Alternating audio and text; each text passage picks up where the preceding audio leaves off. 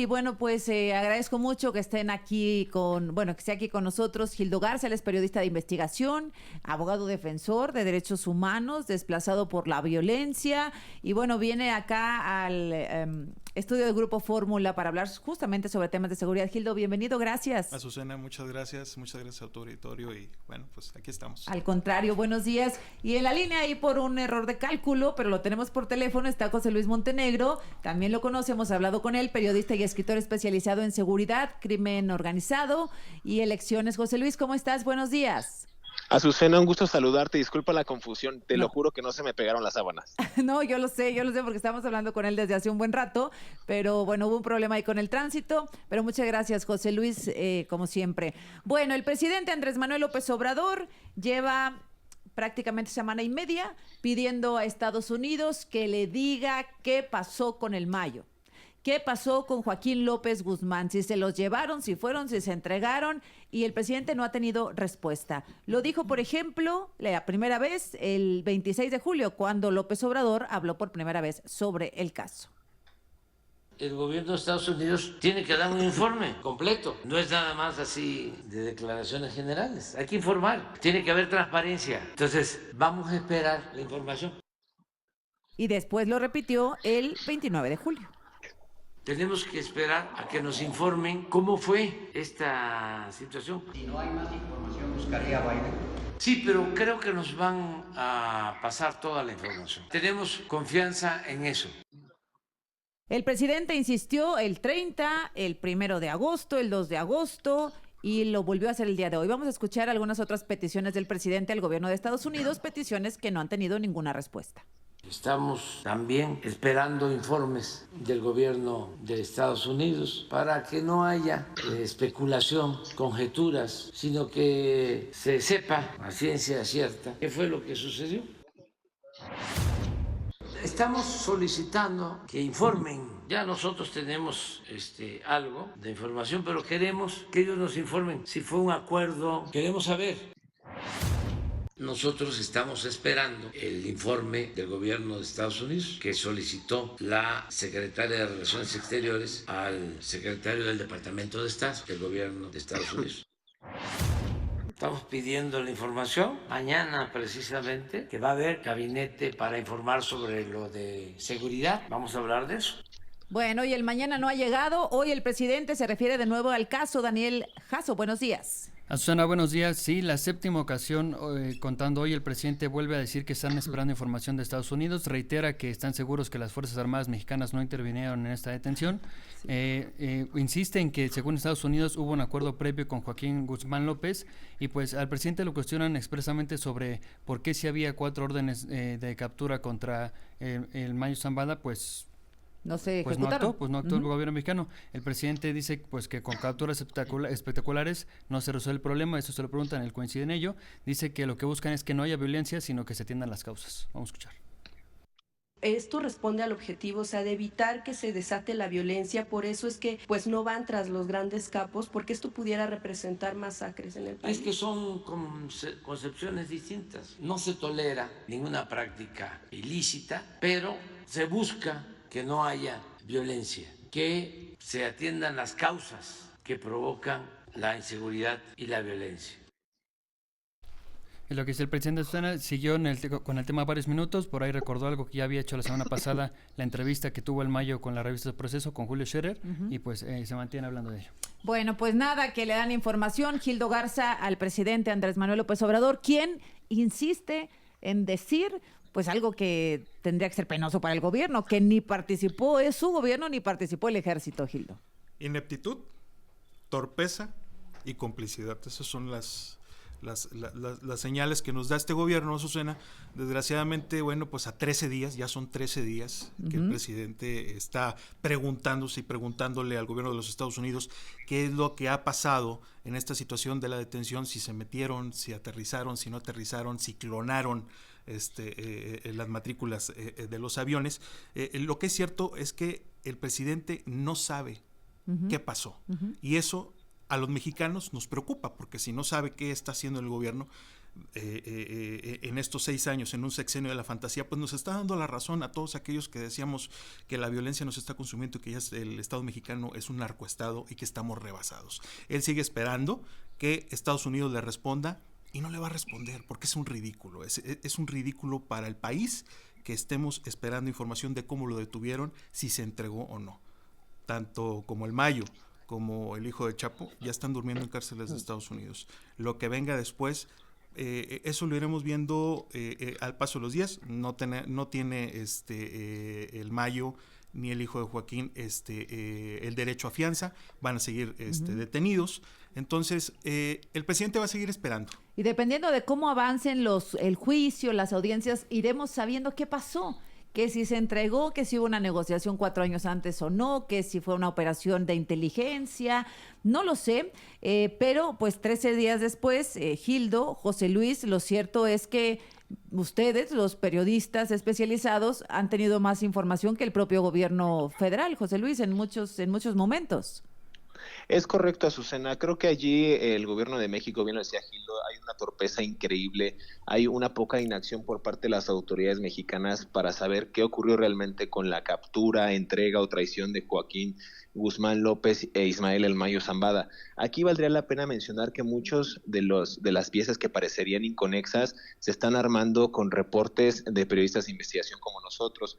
Yo tengo informes de la familia Zambada, en específico de un nieto del Mayo Zambada, que hablaba justamente conmigo hace unas semanas para un trabajo de investigación que pronto saldrá, refiriendo que su abuelo ya estaba prácticamente fuera de la jugada, ¿no? Tenía una diabetes avanzada, artritis, hipertensión arterial y él quería ahí entregarse. La negociación con agentes estadounidenses, en este caso con el Buró Federal de Investigaciones y el Departamento de Estado y de Justicia de Estados Unidos, ya habían pactado con él una entrega, inclusive se hablaba de colaboración a distancia en las regiones donde él estaba, en el Salado, ¿no? En el Álamo, inclusive en zonas de Durango, en las zonas serranas. Entonces, allí, en verdad, si uno puede tener acceso a este tipo de contactos, a este tipo de conectes con el mundo del AMPA, el gobierno mexicano está tan ausente después de tantos sexenios de la administración y el control de drogas del Mayo Zambada. Hay muchas ironías en el gobierno, ¿no? El cártel de Sinaloa también financiando campañas políticas,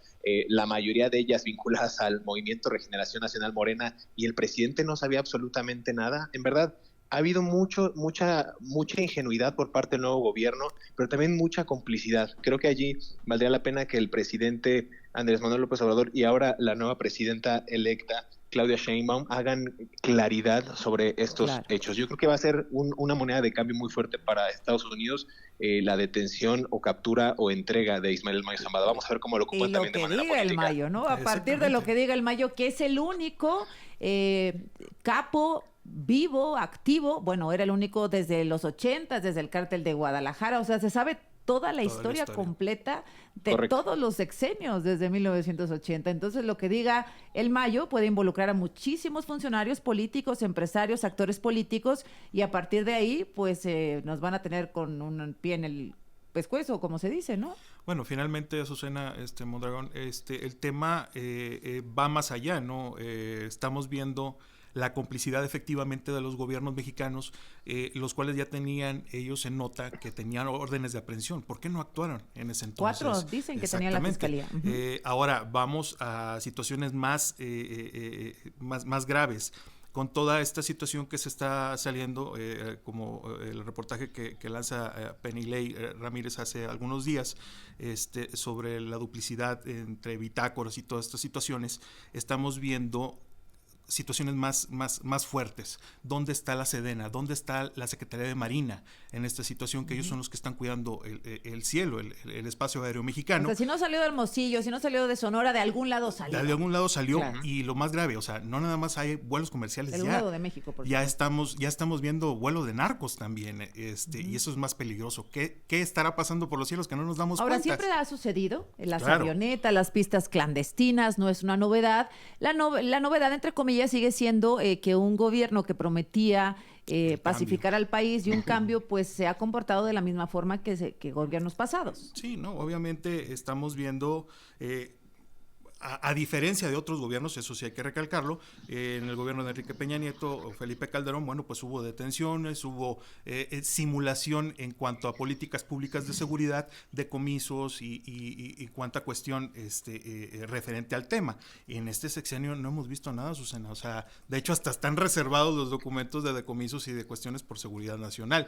Lo vemos ahorita con el tema precisamente de las bitácoras de vuelo, y de los programas de vuelo y de de los números de aviones y todo esto. Pocos decomisos de la Guardia Nacional, es algo que se señala, pocas detenciones, pero el presidente insiste, José Luis, en que pues la violencia no se combate con violencia.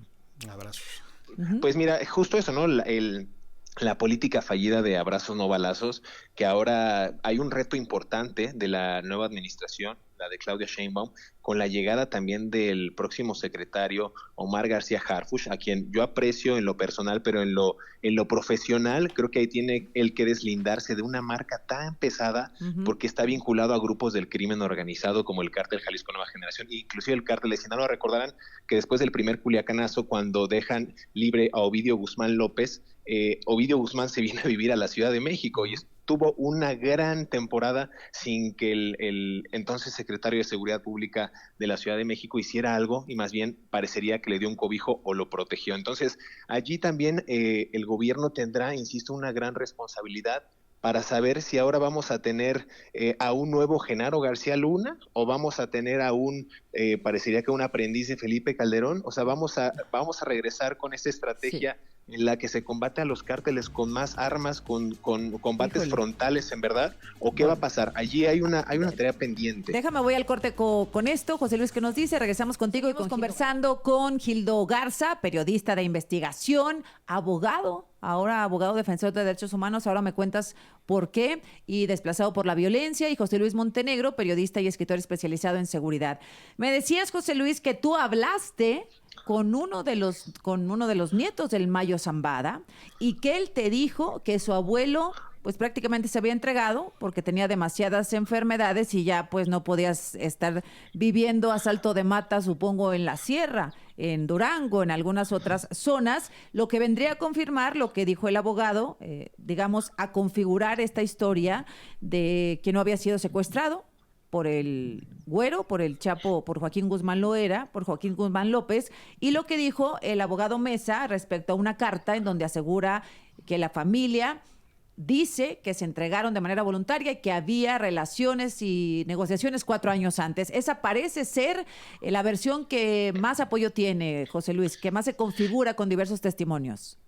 Sí, totalmente, Azucena. Además de eso, tengo información que publiqué en el diario The Independent, donde incluso se estaba gestando una reunión histórica que ya tenían pendiente Vicente Zambada Niebla, el Vicentillo, con el Mayo Zambada. La reunión se pudo haber gestado en la ciudad de Las Vegas, Nevada. Probablemente también eso quedó en el aire porque pues ya se entregaron. Pero a ver, esto es interesante lo que les refiero, porque la Agencia Antidrogas de Estados Unidos ha tenido una comunicación tan directa con el Mayo Zambada. La tuvo porque la DEA era quien informaba cuál era el estado de salud del Mayo Zambada. Ni siquiera los medios mexicanos la tenían, ni siquiera los contactos más allegados al Mayo Zambada lo sabían como lo sabía la DEA. La DEA estaba al tanto de lo que ocurría allí, lo que bien refería también Gildo referente al tema de la avioneta, por ejemplo, la avioneta clonada, sin bitácora de vuelo, sin matrícula, nadie sabe de dónde salió. Fue una operación muy, muy bien calculada. Aunado a eso, en Sinaloa reina una pax narca, una extraña paz. No ha pasado absolutamente nada. La decisión de Aureliano Guzmán Loera el Guano no se ha pronunciado al respecto. Los chapitos no han dicho nada. Iván Archibaldo y Jesús Alfredo Guzmán Salazar no se han levantado en armas, digamos, como coloquialmente se dice. Los remanentes del cártel de Caborca de Rafael Caro Quintero tampoco han hecho mella. Es decir, aquí hay una extraña paz, y eso te habla de que aunque el gobierno de México envió a 200 elementos del ejército mexicano y de la Guardia Nacional a más o menos vigilar la zona para que no hubiera un conflicto o un posible conflicto armado, en verdad las células del cártel de Sinaloa están tan tranquilas porque saben que esto fue un acuerdo. Sí, no hubo una traición. Si hubiera habido una traición, como lo vimos en el Culiacanazo, se arman y se levantan y empieza la balacera. Aquí no ocurrió eso. Entonces, yo creo que las familias, tanto Guzmán como Zambada, a pesar de que en su momento el Vicentillo hizo declaraciones en el denominado juicio del siglo contra el Chapo Guzmán, se han sabido respetar entre ellos, inclusive el Mayo Zambada tiene un gran afecto, y yo lo sé, por Joaquín Guzmán López y por Ovidio Pues Guzmán López. Son dos, es su padrino. Son dos de los personajes a los que quiere. Tiene disputa con Iván Archibaldo y con Jesús Alfredo, porque tienen ellos una rencilla porque quieren seguir peleando plazas, ¿no? Recientemente vimos cómo profanaron las tumbas de los damas o de los licenciados. Pero aquí él tiene en verdad un gran aprecio por ellos y no creo que haya sido el secuestro, como dijo el abogado Frank Pérez. Ahora, José Gildo Garza, ¿cómo entendemos en la ecuación entonces a Joaquín Guzmán López? A uno de los chapitos, sí, el Mayo ya tenía relación con la DEA, si iba a haber una reunión con el Vicentillo, si había una especie de entrega, ¿no? Ya pactada. ¿Cómo explicamos la ecuación Chapito? Papá y hermano de aquel lado también, pues el que más le quedaba, ¿no? O sea, finalmente sus dos hermanos también peleándose por plazas, como lo comenta José Luis, pues bueno, vamos a como ahijado, en este caso del Mayo, podría él también haber negociado alguna situación en Estados Unidos. Como su protegido, digamos, como el protegido, entre comillas, del Mayo o el favorito, lo vieron juntos. Lo vieron juntos. Ahora, no es lo mismo estar detenido en Estados Unidos que trabajar para ellos. Sí, hay que ser honestos en esta situación. Entonces, sirven más, Azucena, José Luis, como testigos protegidos para poder ellos revelar rutas, revelar otro tipo de movimientos políticos, y eso es lo que le preocupa ahorita al gobierno mexicano y por el cual, bueno, pues ha guardado un oscuro silencio hasta este día, en el cual, bueno, pues estamos viendo que siguen durmiendo allá y ellos siguen esperando información. Y esa es la competencia. Tanto como a José Luis como al Mayo, yo pienso que ellos ya habían pactado desde tiempo atrás, como se venía diciendo, algo. Ya tenían todo planchado. Ahora sí vamos a entregarnos y vamos a ver qué sucede en el transcurso toda esta del juicio. versión de que lo secuestraron, que la bolsa negra en la cabeza, que lo ataron al asiento, etcétera. Eran situaciones, sí, exactamente, infundios. Realmente, cuando nosotros logramos ver el video donde ocurre la detención ya en el aeropuerto de Estados Unidos, vemos la tranquilidad con la que se lleva a cabo esta detención. No hubo armas, no hubo un seguimiento de escoltas, como con otros casos. Vemos el exgobernador Tomás Yarrington como lo llevaba gente de Interpol, o gente del mismo gobierno de Estados Unidos. En este caso no, Azucena. Y digamos que el síntoma más claro, como decías, José Luis, pues es que en Sinaloa no ha pasado nada. Exactamente. Sí, no ha pasado nada, y también esto es muy destacable, lo he platicado con mi colega Jesús Lemus Barajas, también autor de varios libros de narcotráfico, y nosotros llegamos a la conclusión, y tenemos informes, de que probablemente el Mayo Zambada fue un informante de la CIA y de la DEA durante muchos años. Ha permanecido en el sigilo. Cuando era secretario de Seguridad Pública, Genaro García Luna, él llegó a liberarlo inclusive en un par de ocasiones, justo porque él sabía el peso que tenía para las agencias estadounidenses. Recordemos que el Mayo Zambada también traficó armas para esta contrarrevolucionaria en Nicaragua, es decir, hubo mucha participación de este personaje para poder ayudar a Estados Unidos. A ver, es un capo, siguiendo esta disque teoría de que lo pudieron haber amagado, lo amarraron de las manos, de los pies y lo pusieron en una cajuela de un carro para llevarlo en una avioneta.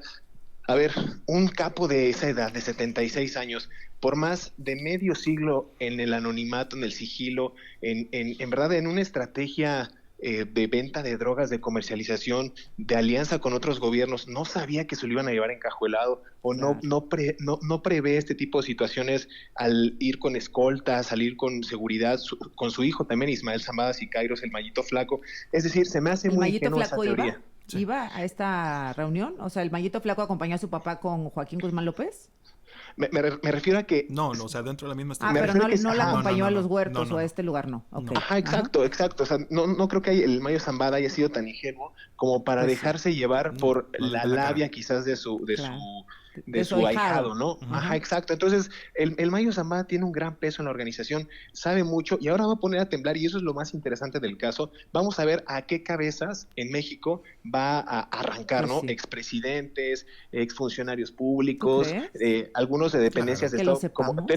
Tenemos tres grandes cabezas, recuerden, tenemos a Ovidio Guzmán López, tenemos a Ismael El Mayo Zambada y tenemos a Genaro García Luna. Tres grandes capos de la droga están en Estados Unidos. Bueno, está Joaquín, Ovidio, El Mayo Genaro García Luna. Genaro García, pues o sea, hay que decirlo también con todas sus Uno letras. operaba en la sierra con sombrero y con Y el botas, otro atrás de un operaba con escritorio. traje.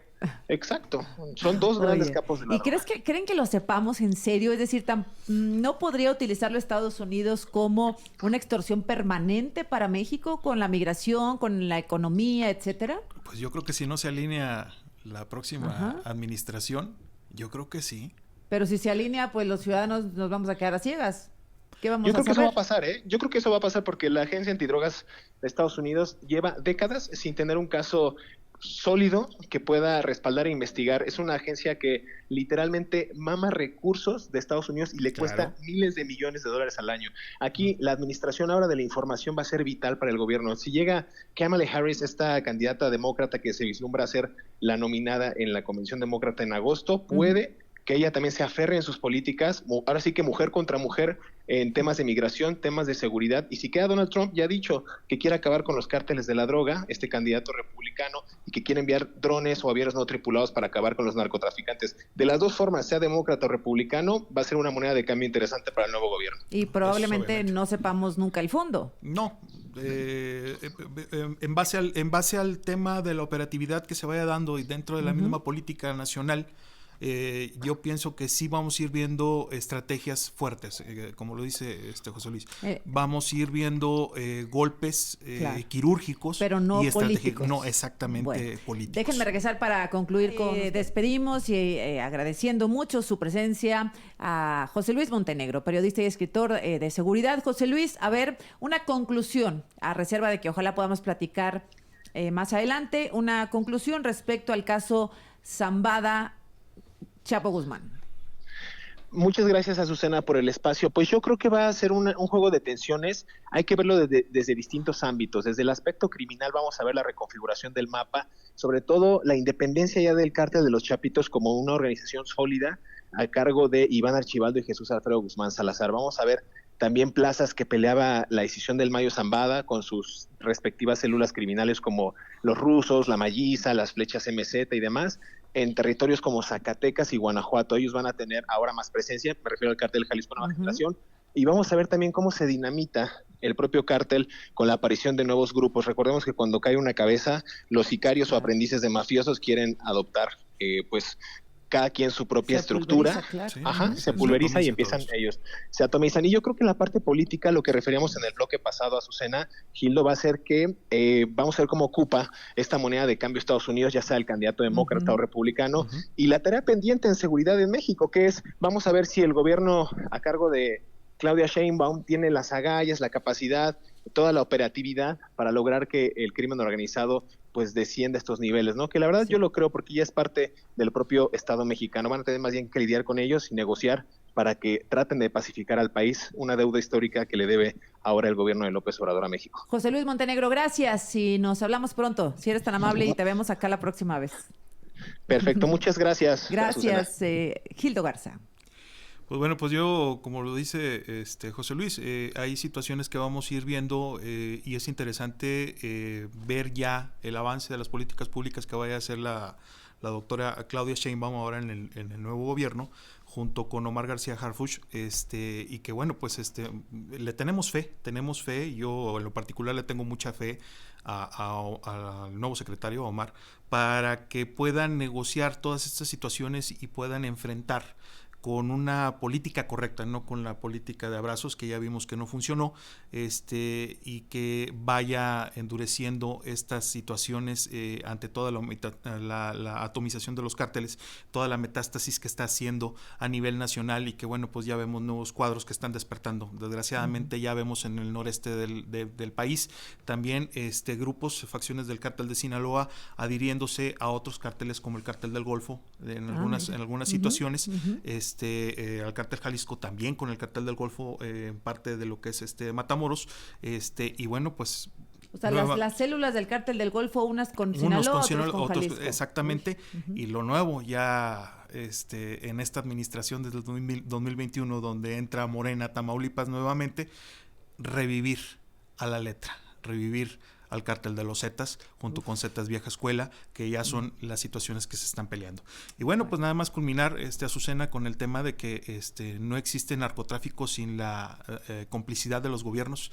Esto lo vamos a seguir viendo y esperemos que en lo futuro las políticas públicas que estén encaminadas en el nuevo gobierno de la doctora Claudia Sheinbaum pues estén más enfocadas en la erradicación y en el control de las drogas, para que también nuestros vecinos no vayan a etiquetarnos como terroristas. Claro. Pues sí, vayamos a tener que ver más sangre de lo que ya hemos visto. Pues muchas gracias, José, Gildo, José Luis. Me da muchísimo gusto ver aquí a Marmico, al querido Marmico, Marcos Miranda. Hablamos con él hace un par de años, él fue secuestrado. Vente para acá, déjame saludarte acá cerca, aquí siéntate tantito, te voy a quitar 2 minutitos. Lo que significa estas coberturas. A nivel nacional, algunos periodistas, bueno, pues sí tenemos amenazas de los cárteles, pero los que están muy expuestos, abandonados, son ustedes, los periodistas que están en los estados. Tú me decías, Gil, pues que tienes sí un sistema de protección bastante ineficiente. Como todos, mira, Azucena, yo creo que eso es el bemol principal de los periodistas de investigación, los periodistas de a pie que andamos ahorita, tanto a nivel nacional cubriendo la nota roja, la nota de narcotráfico, el tema de que, bueno, pues el mecanismo de protección a personas defensoras de derechos humanos y periodistas ha tenido una administración muy endeble y en la cual, bueno, pues muchos de nosotros nos tuvimos que hacer abogados ya para poder defendernos. Exacto, tú eres abogado en derechos humanos. No, yo soy licenciado en Derecho, con especialidad en Derechos Humanos. Imagínate, y libertad de expresión. Exactamente. ¿Por qué? Porque como lo comentábamos antes del corte, el tema de las asociaciones que se dedican a ver este tipo de temas de libertad de expresión y de agresiones a periodistas, pues es muy cerrado y aparte no les da abasto con tanta situación. Claro. Nosotros que somos desplazados estamos atendiendo un margen de aproximadamente 3,600 compañeros a nivel nacional, a los cuales les estamos preguntando qué es lo que les hace falta dentro del mecanismo junto con sus familias. Claro. Y eso es una situación y una gran deuda que tenemos en este gobierno, que bueno, ya faltan 2 meses para que salga el gobierno de la fantasía. Marmico, querido, ¿cómo has estado? Bien, gracias, Azucena. Me da gusto verte bien, saludarte, fue una muy agradable sorpresa verte, entrar. A ti te secuestraron en 2019. Sí es, el 12 de junio del 2019, saliendo de mi casa, iba yo con mi nieta a llevar a la escuela y me interceptaron 6 camionetas y hombres armados. Por fortuna a mi nieta no se la llevaron.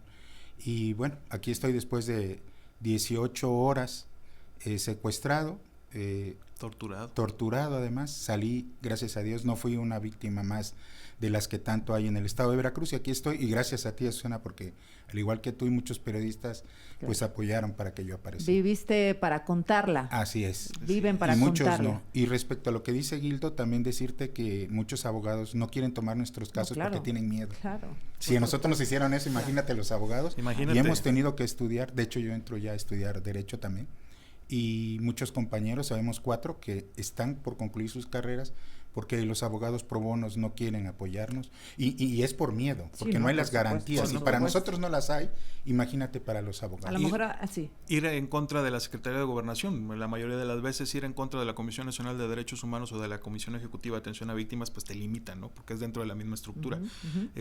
Ahorita, bueno, pues en diciembre ganamos un amparo, una suspensión para Marcos, porque le querían quitar su refugio. El 30 de diciembre él iba a estar pegando el grito de Año Nuevo también, fuera de la calle. Bueno, yo también. El mero día. Fíjese, usted escucha refugio, ¿qué significa? Que viven fuera de su contexto. Así es. Viven fuera de su vida, desplazados, les cambia la vida para siempre. Es tremendo lo que sucede y yo les admiro muchísimo que sigan con esta labor, que sigan con esta pasión, con esta vocación, porque finalmente esto es el periodismo, a pesar de todo lo que ustedes han sufrido, padecido, el cambio de su vida y las de sus familias, porque pues uno no se mueve solo.